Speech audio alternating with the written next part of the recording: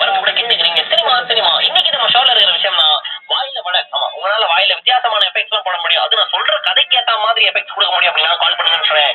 இப்ப வந்துக்கிறாரு மிஸ்டர் பிரவீன். பிரவீன் வணக்கம் சார். ரெடியா? Ready sir. என்ன கதை தெரியுமா?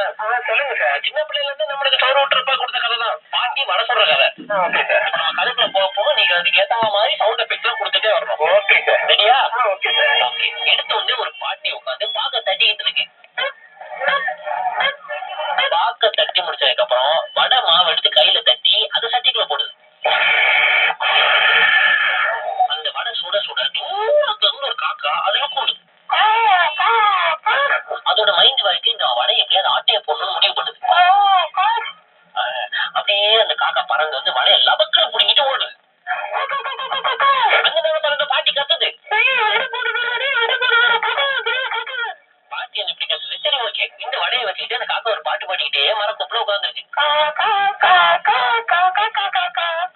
அந்த நேரத்துல இந்த காக்காவை பார்த்து ஒரு நரி ஊழ விடுது.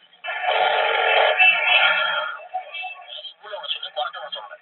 சரி ஓகே, அந்த நரி என்ன பண்ணுன்னா அந்த காக்காவோட வடைய தவி லபக்குன்னு பிடிங்கிட்டு ஓடுது. குயில் எங்க வந்து விடால ஜாயிண்ட் ஆயிடுச்சா?